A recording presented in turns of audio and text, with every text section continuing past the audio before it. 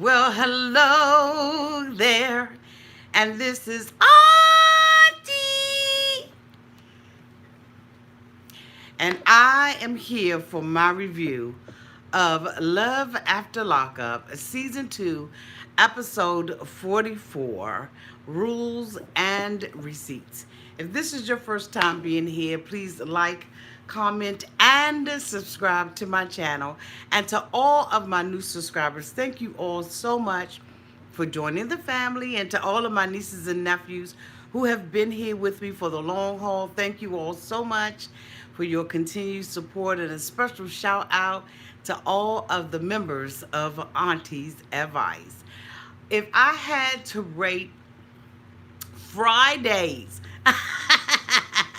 thank you so much for your membership. Oh my goodness, let me put my glasses on so I can welcome the new member to the family. Welcome, Latu. Hey, all right. I thought you were already a member. Welcome to the family, boo. If I had to rate this episode, I probably would rate it maybe about a C minus. I thought it was good and it had some good points to it, but I just need them to go ahead on and get to the plot. So let's go on and go over this. I don't know why I'm shining like this. Maybe because I'm living my life like it's golden. I don't know. Thank you so much, Trey Wade, for your membership. Welcome, welcome, welcome, welcome, welcome. Thank you so much. Thank you so much for the super chat. Thank you, Wanda Alfonso. Thank you, boo. Okay, so my glasses are off.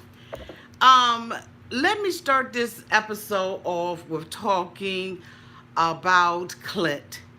We all know that our girl Tracy has been arrested in a car with Clint. And so Clint last week went and had a conversation with his mother and his father, who thought that, it would be ridiculous for him to continue the relationship with Tracy and to even bail her out of jail. Tracy right now has a $5,000 bond, and they are not willing to give him any money to get her out. And he said he didn't really need to ask them for any money to get Tracy out. And so we see him go and meet with a lawyer. It appears that this is a lawyer that he is using for the first time. And I'm wondering where the hell are all the other lawyers that they've had in the past. But anyway, I digress and we move on. And so Clint, is sitting there and he tells him that Tracy has been arrested for the use and the possession of methamphetamines. And so he tells Clint that she's probably looking at another 10 to 20 years in jail. And he said, and if she does try to go into a rehab center, that this may be something that she could use to lighten her sentence, but that she has to follow the rules, because if she doesn't and she goes back to jail, then Clint is going to be out of that money. Clint says that, thank you so much for the super chat. I think it's RT Vintage. Thank you. And so, Clint says that, those are a lot of Benjamins, and, he doesn't have the money, but he loves Tracy and he loves her. When he married her and he took those vows, till death do you part, that he took that seriously. And so he doesn't give a damn what his mother or his father has to say about it. He is going to try to get, his goddess out of jail. I say, he says that, she has to do a lot of changing. And I'm saying the change that she really needs to make is not to be with him anymore. I do believe that he is a bad influence on her. And the way that he looks, it looks like he's still on drugs. Clint is no better than her, in my opinion. I mean, let's just go ahead and keep it 100 out here in these streets. He is no different than her.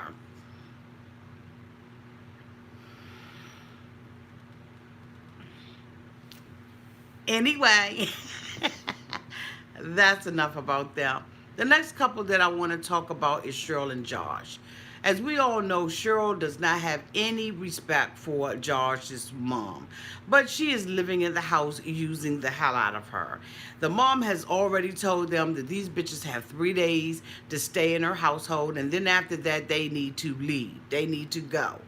And so she is, trying to antagonize the mom, and the mom is antagonizing her. And so we see her having lunch with Josh, and they're talking about their future. And she wants them to, get a place. She says that because he has stolen from everybody in the whole country, okay, and robbed a bank, that apartment buildings or apartment complexes or management are really not going to want to rent to them. She says that if they find, after they continue to search for an apartment that is going to take them a while to get one or seems impossible, that she will pay for a hotel room. Now I'm thinking, she has all this money and all of this. Why isn't she just like moving all her family? I don't understand why she just has the one child there. I don't understand a lot of things about this girl, but I do understand that she is cuckoo for Cocoa Puffs for show, okay? And so, they're sitting there and she's talking and everything. And then we see them back at the house. Thank you so much for the super chat. And so she says that she really wants, she doesn't mind having sex in the woman's house. And if she really, gets a thrill of knowing that she's having sex in the house. And she believes that she does not want the two of them. The mom doesn't want the two of them together. And so, again, like I said, she's trying to antagonize. And so we see her get up the next day. And, Mama San is in the kitchen, cutting onions and everything. And she says, did she drop off Mike? And she said, yeah, dropped him off later, whatever. And so, they begin to talk. And, so the mom, sits down and talks about, she's a crazy biatch because she has these night sweats and these hot sweats. And so, of course, Cheryl is looking at her like she's crazy. And then, the mom says, so what's going on between you and my son? Are y'all going to stay together? Y'all going to break up to make up? Break up to make up. That's all we do. Okay? And so, she's like, y'all break up over and over, up and down and inside and out, whatever. And so Cheryl doesn't like that the mom has said this. And she was like, it's not my fault. And the mother was like, it's not all your fault, but it is definitely your fault. And so, they reminisce back, when the last time they broke up, allegedly, was when they went to a castle that he wanted them to get married at, and Cheryl didn't like it because she felt like her children, were going to fall off the, off the balcony. And so as a result of that, he told her he didn't want to be bothered with her. But now she has found pictures of an asylum, okay, that she says looks like a castle, but now this is where she wants to get married. So the mom is like, you crazy. Are you crazy? Absolutely, Mom, she's crazy. But she wants them to move into this, wants them to have a wedding in this asylum. And so, Josh said, yeah, she mentioned it to me, knick-knack, paddle, I give a dog a bone. The next thing, we see Josh outside, and he's talking to the cameraman about his mother and Cheryl fighting. He says that, he is not even going to stand in the way anymore because it's inevitable, basically. When they were sitting at the table and she asked him how did he feel about the relationship, and she in turn asked him how he in turn asked her how she felt about the relationship. She said, I'm crazy, you crazy, and we both understand crazy, so we deal with the crazy that we understand. I just was like, the hell is going on here? So anyway, the next thing we hear the mother talking to the son. She says, hey, come and get this and go and clean up the bathroom. You 3 years old, it's time, clean up behind yourself. And so we hear Cheryl telling her, don't tell my son what to do. That's my son. Don't tell him what to do. And so the next thing we know, we hear, the mama up in there busting somebody's ass, okay? She don't care. She done put the paws on Cheryl. So the next thing Cheryl runs out the house, talk about your mother put her hands on me. I'm through. I'm done with her. She don't put her hands on me or tell my child what to do. Hey, let me tell you something, boo. When you up in somebody's damn house and it's their house and they want to keep it a particular way, okay? You do when in Rome, you do as the Romans. Now, if your child is nasty as dog hell, and you knew your child was in the bathroom, then you should have made sure that you was in there with your child to make sure that the bathroom wasn't dirty. You don't go up in somebody else's house and tear their stuff up and all of that kind of stuff. Now, should she have put her hands on Cheryl? I don't know, because the cameras were not inside. They were outside interviewing Josh. But I tell you what, if she had jumped up in her face, and we know that she has been wanting to get at her for quite some time, okay? So I don't know what made her mom put her hands on her, but damn it, she did. And guess what? At the end of the day, that's her damn house, and you're going to abide by the rules that's in her house. If you don't like it, Cheryl, get your ass out. You and your beady head bank robber. All right? So that's enough of them bitches. I'm tired of their storyline. I'm going to tell you another story that I'm tired of. I'm really tired of Lacey and Shane. Like, I think that their storyline is just some BS. So we see Lacey at home, being Molly homemaker, and, she's with the kids, and, she's talking about Shane and having, food to eat and all of that kind of stuff. And then the kids, want, Daddy Shane to have stuff written on. Like, what? And so basically, she's trying to say that since, her boo thing has been locked up and he's been incarcerated, she don't have to worry about John anymore, okay? And so now she can dedicate her whole life to Shane, okay? Which she should have done anyway before she even took those vows. She should have known that the relationship between her and John should have been over. But anyway, and so he comes in and he's very happy about that, and so it's like, okay, what? And so then after that bull crap, he goes out to work. He says that he's a fire somebody at work. So basically, if something catches on fire, this bitch runs the fire down and puts it out. And I'm just happy that he has a job, coming out as a felon and everything, bravo to him. And so we see him later on talking to his friend, indicating that he cheated on Lacey when things got rough and things got tough. He cheated on her. And so he hasn't told her this, but now he feels like he has to say something. He said that he doesn't know the girl's name. He don't know her address. He doesn't know her last name. He doesn't know what color her hair was, bitch. He doesn't know whether or not he went in the front or he went in the back. Like, this bitch doesn't know anything. And I'm saying he had to been totally drugged up or something, okay, in order for him not to even remember, any kind of details about this woman. Now, I can see when you have a one-night stand, you may not know a bitch's last name, but damn it, you should at least know the first. So, when the clinic called you and tell you that you got something, bitch, did. So, anyway, that's some bull crap. I don't believe that happened, but we're going to go with it. And we see, our boy, he's sitting down. He has been released from jail on a outpatient or out prison, whatever the hell you call it. He's out. And so he is staying in a home, and he's doing work in the home. And he believes that if he just has an opportunity to be with Lacey, that things will, be better in his life, okay? Okay. The next person that I want to talk about is Michael. Michael is back home from Texas, and he is out on the basketball court with his sister. They throwing hoops and everything. And so, she asked him where he was. Now, y'all know we already know where she knew where he was, right? But okay. So Michael is throwing hoops with his sister, and they're talking about the relationship between Sarah and Megan, and how the sister really don't bunk with Megan anymore, because Megan got mad at her on social media because she was taking Sarah's side. And the reason why the sister indicates that she was taking Sarah's side was because it was about the children. Thank you so much for the super chat. Thank you. And so at this point, the sister is really trying to get Michael to understand the importance of him being there for his children.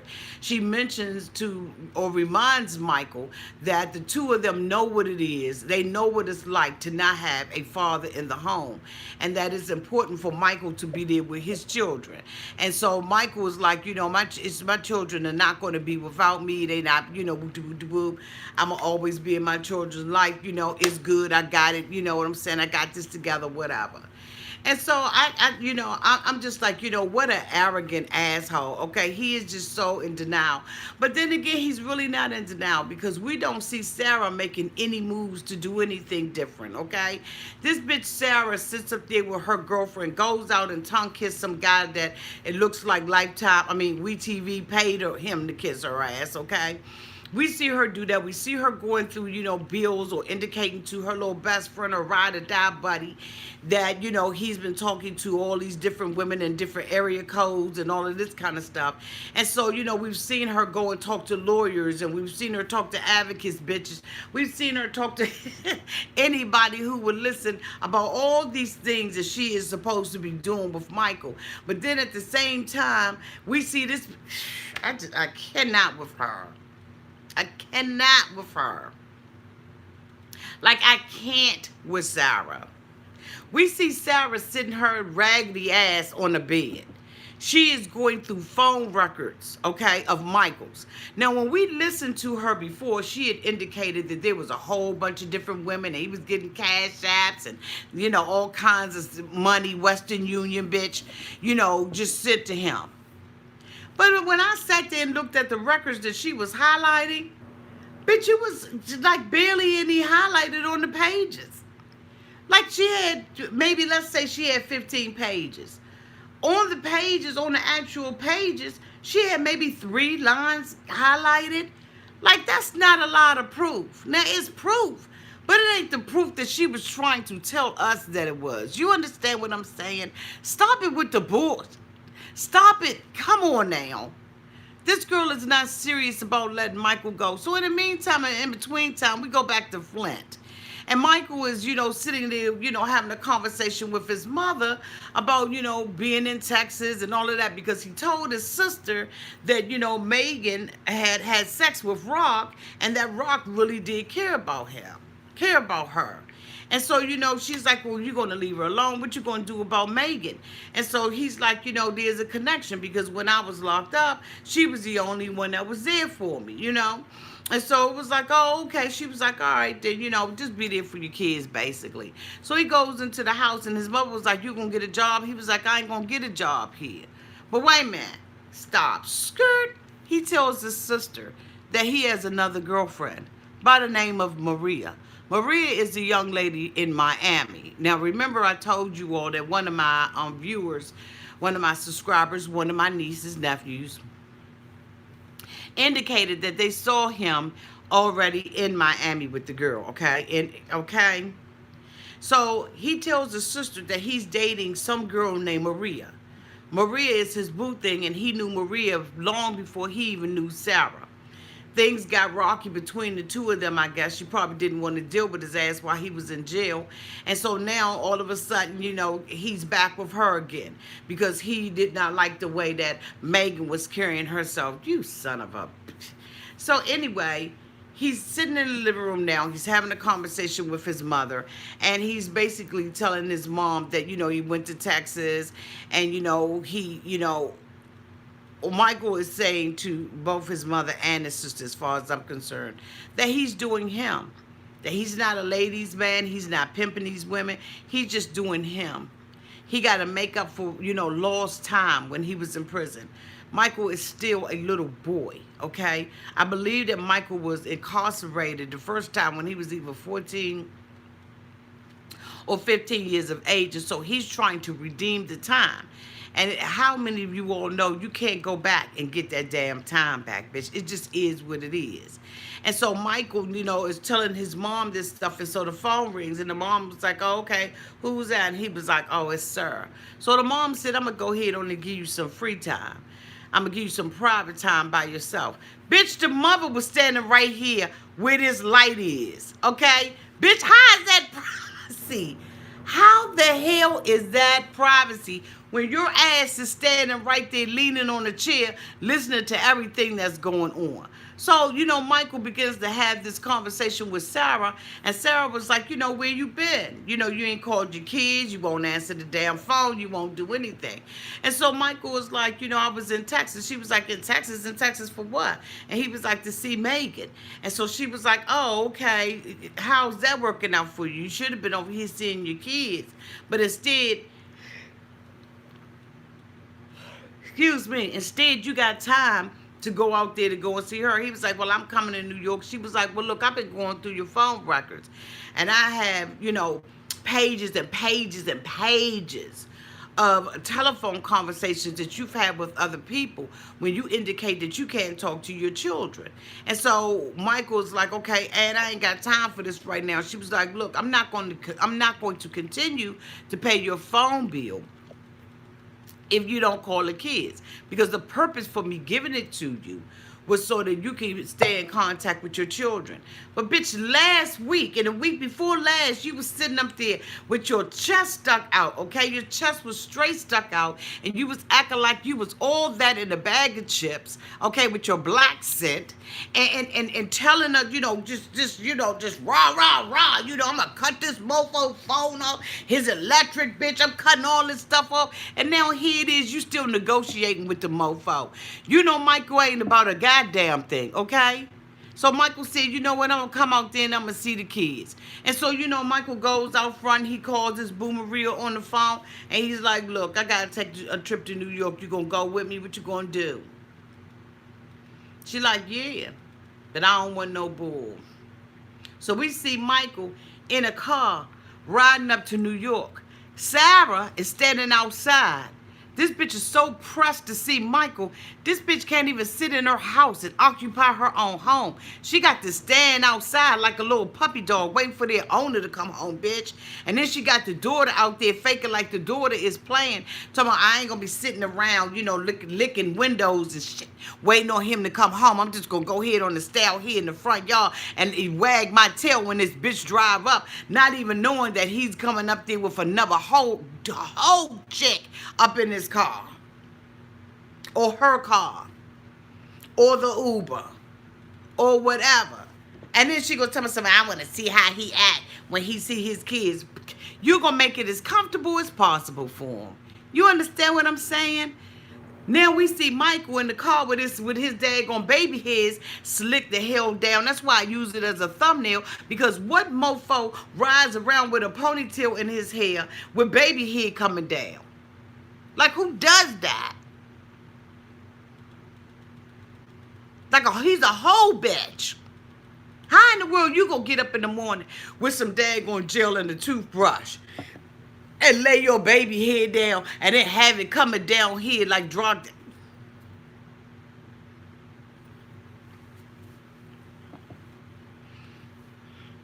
The next couple I want to talk about is Tony and fucking Angela.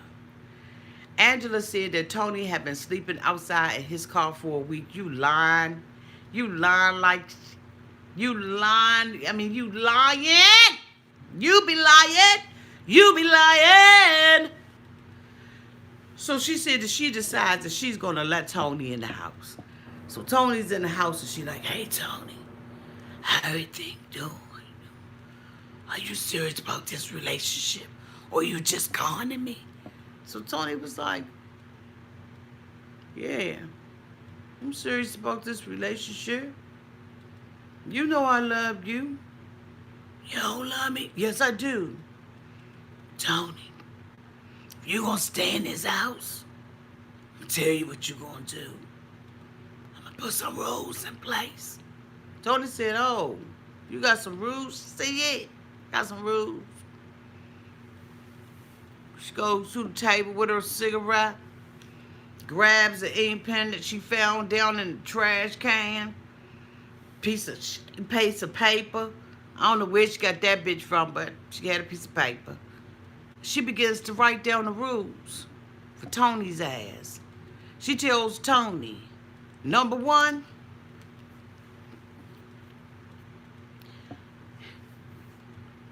I can't even get this.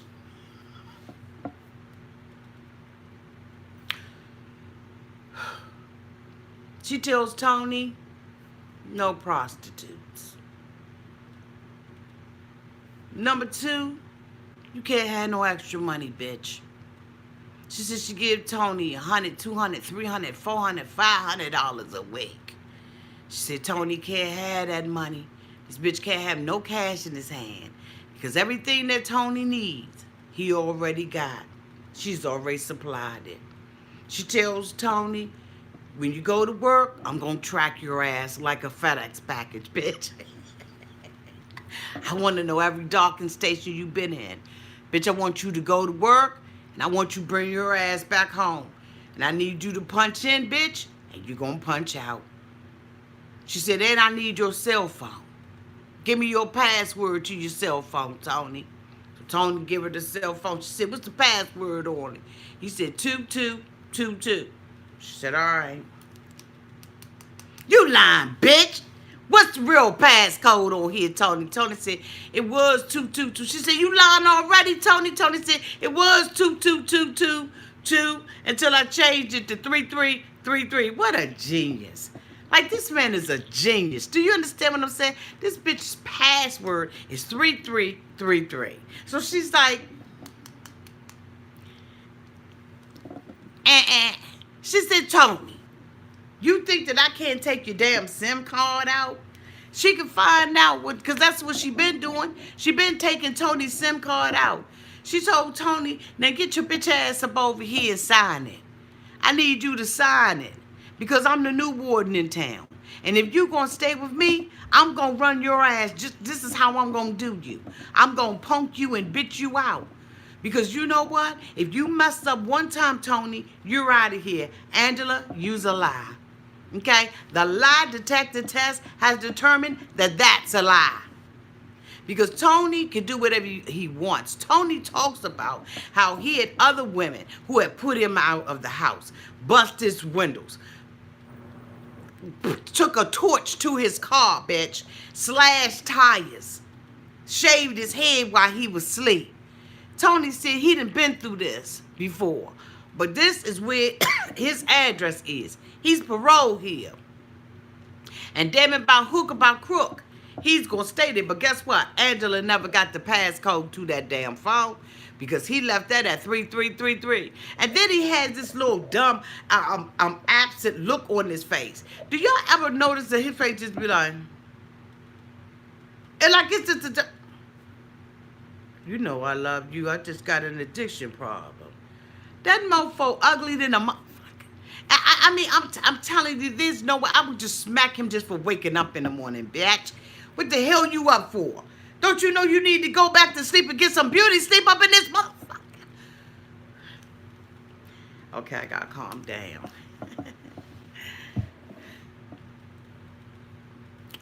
Thank you so much for the super chat. The next person that I want to talk about is Lamar and Andrea.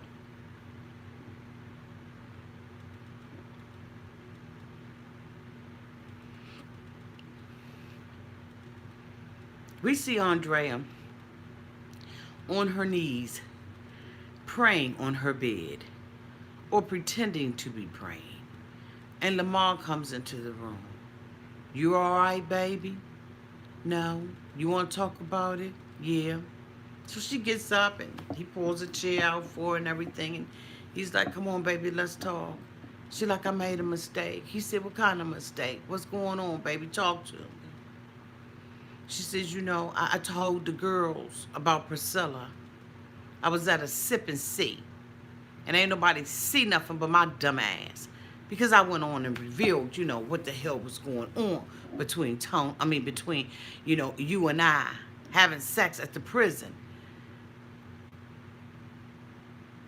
And now I shouldn't have never said anything. So Lamar was like, damn, why you say something about it? So now at this point, she realizes, hindsight being 20/20 for her dumb ass, that this is going to get back to her children. So she tells Nook Dog, Lamar, that Lamar now has to be the one to tell the kids about what happened. She indicates that she had a trustee at the prison. And the trustee at the prison, they gave him some money. And she had sex with Lamar in the closet. Lamar indicates that, you know, during that time period, you know, he knew that he was going to be spending the 20 years in prison. So when she called him and told him that she was pregnant, it made him make some different decisions while he was in prison. And I'm saying, why wasn't you motivated by your other child? Bitch, you got another daughter. that's basically grown, and you weren't motivated to do the right thing. You already had a child. So I don't understand why a new child with a new bitch made you more dedicated. But okay, we're going to go head on with the story. Because don't forget, Milk Dog already got a daughter, okay? So they decided they're going to take the children out in Utah to some type of ice cream parlor or whatever the hell it was. And they're going to tell the children. And so they sit down at the table with Tennyson and the daughters. I really don't like to say the kid's name. Forgive me, y'all, for saying his name. And so she sits there and she's like, we have something to tell y'all. So the middle girl, the middle child, the oldest daughter says, why is it that every time y'all have to tell us something, y'all take us out? Y'all don't take us out unless you have something that you want to tell us. And so, of course, Andrea's like, that ain't true. That's not true. Then it is true. Which is the same way that Joey feels when Anna takes him out to tell, every time she wants to tell them something, she has to take them to the new park or to the new restaurant or something like that. She has to do the same thing. And so, but the daughter is very outspoken. So, they go on to tell her that Lamar is the youngest child's father. Now, I'm saying, is this the first time that the youngest child is hearing this? Or did she already know that this was her dad? When they pulled up, she was like, y'all the perfect mother and the perfect father. And I'm saying, she didn't know any different, okay? Now, mind you, you all know that Andrea was married to an African man. Prior to the show, Andrea got divorced from him. So did Andrea act as if this was this man's baby? Is this man walking away and saying that this is his baby? Or is this the reason why he divorced her? Because he found out that she was cheating with Lamar. So when they come out and tell the story and say that, that Lamar is the youngest baby's daughter, they're okay with it because they kind of, figured it. And then, so Andrea goes on to, Lamar was like, so Andrea says, I know that you all thought that I had gotten pregnant by Jesus.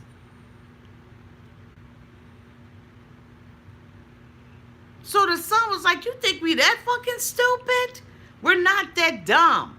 Come on, Mom, we know that you didn't have a baby by Jesus. So, it was an uproar at the table. They just wanted to smack the taste buds out of her mouth. And so Lamar was like, I really didn't want to say anything. I wanted to wait a little longer, to tell you all. But since your mother went to the sipping seat and told her girlfriends and everything, we figured that y'all need to know. So the daughter was like, wait a minute, hold up. So you mean to tell me Lillian, Veronica, Vanessa, Katrina, Felicia, Nana, Yay, and Shanae, bitch, know that you pregnant before you told us? So Andrea was like, yes, yeah, I didn't do nothing wrong. I'm an innocent Mormon girl. She was like, you mean to tell me you told your Mormon friends? You don't want nobody to judge you, but you told your Mormon friends. So Lamar was like, we're going to tell y'all, we can tell y'all how. They was like, we don't need the details of it. Mom, you would tell your Mormon friends before you would tell your daughter. That means that everybody going to be talking about your ass. And they're going to be talking, and they're going to be judging you because at the end of the day, Mom, these are Mormons. So the daughter gets up, and she's yelling at her, we're talking, and she just walks outside. And then she goes on to tell us, okay, because she's talking to us. And she tells us, I don't trust my mother. Every time I turn around, my mother is talking and telling a lie, always revealing some truth or some untruth. I don't have a problem with Lamar being my sister's father because at the end of the day, that's my sister. Doesn't make a difference who her daddy is. But I'm so sick of my mother always lying and saying something. And every time I turn around, there's some new revelation. I am getting to the point where I do not trust my mother because there's always some surprise around the corner. So in the meantime, the son is talking to the mother and the little baby, okay? The little baby girl who's 8, 9 years old? says to her mother, Mom, you don't have to lie to your children. You can tell us the truth. And so the son was like, you did as wrong. And she was like, I didn't do anything wrong. And he was like, Mom, yes, you did. You withheld the truth. You withheld information. Lamar went outside and talked to the daughter. She just was like, I cannot bunk with my mother. My mother tells too many lies. She's always lying about something. And that is the truth. She said, if my mother could hide something like this from me, what else could my mother hide? Let me tell you what else your mother can hide. Whether or not that is indeed Lamar's daughter. Has Lamar taken a DNA test? Does he know for sure that that's his baby? And here's the thing. You got Lamar, okay, that has been incarcerated for 18 years. This bitch just got out. Y'all been separated for 2 months. And you got this bitch sleeping on the sofa. And you think that your old man, that Lamar won't take his stuff and stick it where the sun don't shine in somebody else's backyard, bitch? It's the worst thing that she could do is to keep her husband outside of her bedroom. Now, I do believe that that all of this is scripted and that it's going to appear that Lamar has had an affair with somebody. But unless a bitch show up and she's swinging and banging and all of that, I'm not going to believe it. But I really believe that this is where they're trying to go, because they're trying to put emphasis for us on the fact that Lamar is not sleeping in the bed with Andrea. I'm just seeing this. Now, I may be wrong. We will find out in the weeks to come. But I do not believe this particular storyline that they want us to believe. Because let me tell you something. Nook Dogg, okay, is a good man. And I think that he's a loyal type of man. And if he has to feel like, he's got to go along with this in order to get along and keep some money coming in their household, then okay. But I'm going to tell you, if that's the storyline, okay, we're going to have a damn super chat party. No, I'm just kidding. But anyway, that is the end of my review. Tell me what you all think in the comments section. Do you believe that Cheryl went back up in the house to fight Josh's mother? Do you believe that Shane is actually going to tell Lacey about, his alleged affair? Do you believe that John is going to, that when Lacey finds out about Shane's extramarital affair, that she is going to go back and be back in the bed with John? What do you all believe? Okay, do you believe that Tony is going to abide by Angela's rules, bitch? I don't, but do you? And do you believe that Lamar is going to have an affair on Andrea? Tell me in the comment section what you all think about all this host of characters that we have come to have a love-hate relationship. Thank you all so much for being here, and I love you all to pieces. Talk to you soon. Bye-bye.